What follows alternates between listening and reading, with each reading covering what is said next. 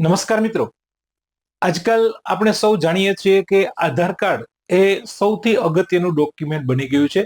સરકારી કોઈ પણ યોજનાનો લાભ લેવો હોય કે કોઈ પણ જગ્યાએ આધાર જ્યારે આપવાની વાત આવે, ડોક્યુમેન્ટ પ્રૂફ આપવાની વાત આવે, ત્યારે આધાર કાર્ડ સૌથી પહેલી આપણી પ્રાથમિકતા છે।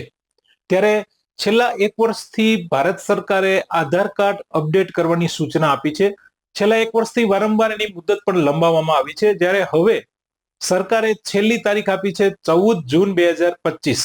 જો આ તારીખ સુધીમાં તમે તમારું આધાર કાર્ડ અપડેટ કરાવેલ નહીં હોય તો કદાચ એવું બની શકે કે આ આધાર કાર્ડનો ભવિષ્યમાં તમે ઉપયોગ નહીં કરી શકો। તો હવે આ આધાર કાર્ડ અપડેટ કેવી રીતે કરવું એની પ્રેક્ટિકલ સમજ આ વિડીયોમાં આપેલી છે। તો જો તમે તમારું આધાર કાર્ડ છેલ્લા ઘણા સમયથી અપડેટ કરેલ ન હોય તો તમારે વહેલી તકે આધાર કાર્ડ અપડેટ કરાવવાની જરૂર છે। આ તારીખ એટલા માટે અગત્યની છે કે 14 જૂન 2025 સુધીમાં જો તમે આધાર કાર્ડ અપડેટ કરો છો તો એનો કોઈ ચાર્જ નથી, તમે ફ્રીમાં તમારું આધાર કાર્ડ અપડેટ કરી શકો છો ઘર બેઠા। તો આ કેવી રીતે કરવું, ચાલો જોઈએ આ વિડીયો।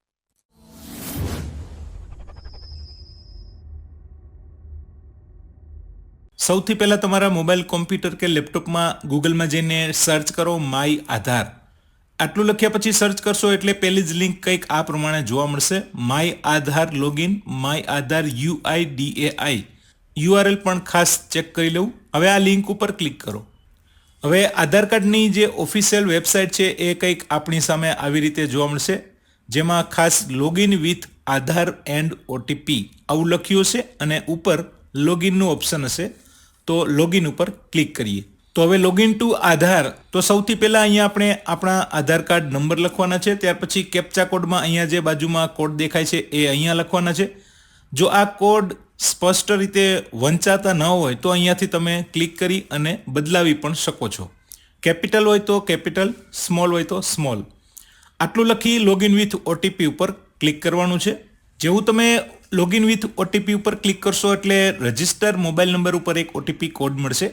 અહીંયા એક વાત ખાસ યાદ રાખવા જેવી છે કે જે આધાર કાર્ડમાં મોબાઈલ નંબર રજિસ્ટર્ડ હશે એ નંબર ઉપર જ તમે આ પ્રોસેસ કરી શકશો, કારણ કે OTP વગર આ સ્ટેપ આગળ નહીં વધે।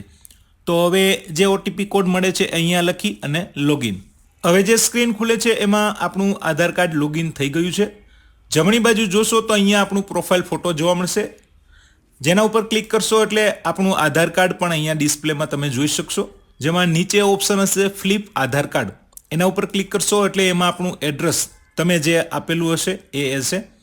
આ ખાસ એટલા માટે ચેક કરવાનું છે કે આપણા આધાર કાર્ડમાં જે એડ્રેસ છે એ જ એડ્રેસ વાળું ડોક્યુમેન્ટ આપણે અપલોડ કરવાનું છે। બીજું, આ ડોક્યુમેન્ટ અપડેટની સૂચના છે એ પ્રમાણે વાત કરીએ તો અત્યારે આપણે જે ડોક્યુમેન્ટ અપડેટની જે પ્રોસેસ કરીએ છીએ એમાં આપણા આધાર કાર્ડમાં કોઈ વિગત ચેન્જ નહીં થાય, મતલબ કે બદલી નહીં શકો, જે છે એ જ રહેશે। પણ આપણું આધાર કાર્ડ આવનારા સમયમાં સરકારના નિયમ પ્રમાણે બંધ ન થાય, ડીએક્ટિવેટ ન થાય, એ માટે આપણે જસ્ટ ડોક્યુમેન્ટ અપડેટ કરીએ છીએ। જો તમે આધાર કાર્ડમાં કોઈ વિગત સુધારવા માંગતા હોય, જેમ કે નામ, એડ્રેસ વગેરે, તો એના માટે અલગ પ્રોસેસ છે। જો તમે એના પર વિડીયો જોવા માંગતા હોય તો કોમેન્ટમાં ખાસ જણાવજો, એના પર એક વિડીયો અલગથી મૂકીશ।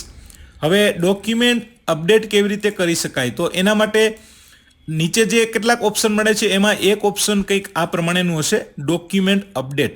અહીંયા તમે સ્ક્રીન ઉપર પણ વાંચી શકો છો, this service is free of cost till 14 June 2025। તો આ ગવર્મેન્ટની ગાઈડલાઈન પ્રમાણે મુદત આપેલી છે કે આ તારીખ સુધીમાં આપણે free of charge document update કરી શકીએ છીએ અને આપણું આધાર કાર્ડ અપડેટ કરી શકીએ છીએ। તો આ ઓપ્શન ઉપર આપણે ક્લિક કરવાનું છે। ત્યાર પછી ફરી આવી રીતે પેજ રિફ્રેશ થશે અને નીચે ઓપ્શન હશે નેક્સ્ટ, તો નેક્સ્ટ ઉપર જાઓ।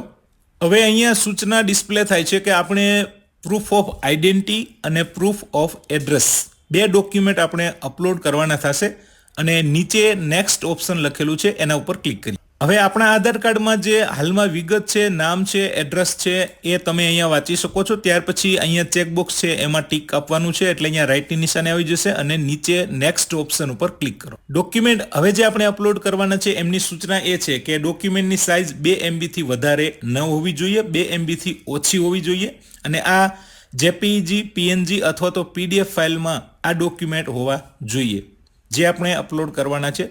જેમાં સૌથી પહેલા છે please upload proof of identity. તો આઈડી પ્રૂફ આપણે અહીંયા સૌથી પહેલા આપણે અપલોડ કરવાનું છે.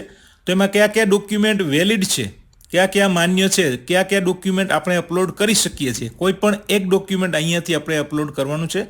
તો એમનું લિસ્ટ અહીંયા જોઈ શકો છો, જેમાં ડ્રાઇવિંગ લાયસન્સ છે, પાસપોર્ટ છે, Kisan photo passbook, marriage certificate, e ration card, SC/ST OBC certificate issue by central government અથવા તો state government, school leaving certificate, voter ID એટલે કે ચૂંટણી કાર્ડ પણ અહીંયાથી આપણે અપલોડ કરી શકીએ છીએ. તો હું આ વોટર આઈડી ઓપ્શન સિલેક્ટ કરું છું. ત્યાર પછી ઓકે. જે ડોક્યુમેન્ટ અપલોડ કરીએ છીએ એમાં ખાસ બંને સાઈડની વિગત આવી જાય એ રીતે આપણે અપલોડ કરવાનું છે. તો ઓકે ઉપર ક્લિક કરીએ.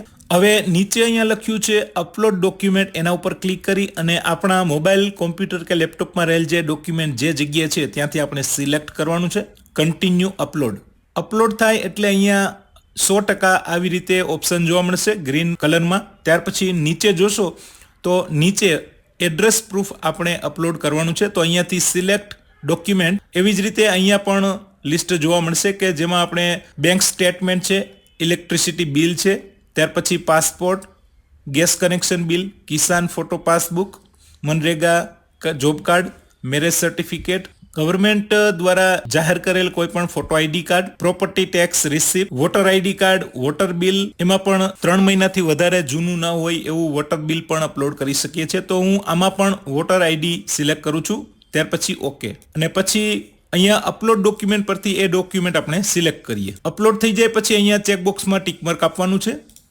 ત્યાર પછી નેક્સ્ટ. તો અહીંયા આપણને એક એલર્ટ આપવામાં આવે છે કે તમે જે ડોક્યુમેન્ટ અપલોડ કરો છો એની વિગત આપણા આધાર કાર્ડની વિગત સાથે મેચ થાય છે કે નહીં એ ખાસ ચેક કરી લેવું. જો એ બરાબર હોય તો ઓકે આપ. આટલું કર્યા પછી પેજ રિફ્રેશ થશે. અહીંયા નીચે રિક્વેસ્ટ એવું ઓપ્શન હશે અને એની નીચે આપણે જે પ્રોસેસ કરી છે એની વિગત તમે અહીંયા જોઈ શકશો.